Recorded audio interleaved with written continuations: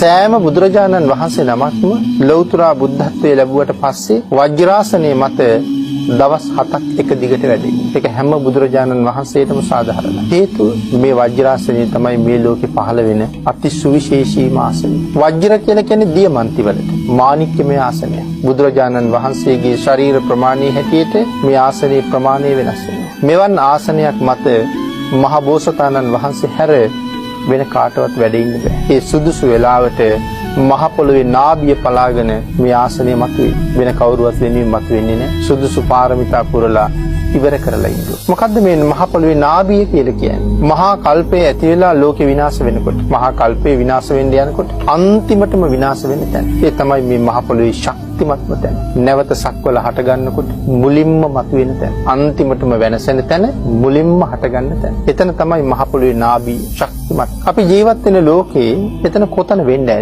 ධර්මයේ සඳහන් කරනවා ඒ වෙන කිසි තැනක් නෙමෙයි. ගයාවේ බෝධින් වහන්සේ පිහිටලා තියෙන්නේ ඒ නාභි මණ්ඩලයේ මතයි. විශ්වයේ පහළ වුණාද යම් තාක් බුදුරජාණන් වහන්සේලා උන්වහන්සේලා සියලු දෙනාම බුද්ධත්වයේ ලබන්නේ එතන. අනාගතේ පහළ වෙනවද යම් තාක් ප්‍රමාණයක් සියලු දෙනාම බුදු වෙන්නේ එතනයි. මොකද හැම බෝධිසත්වයන් වහන්සේ නමක්ම ලෞතර බුද්ධත්වයේ ලබන්නේ සමාධීන් කෝටි ලක්ෂ 24කට සමවදී. සමාධීන් කෝටි ලක්ෂ 24ක් කියලා කියහම මේ කෝටි ලක්ෂ 24ක් සමාධීන්ට සමවදින්න මාස ගාණක් ගත කරනවා. සුළු කාලයක් තුල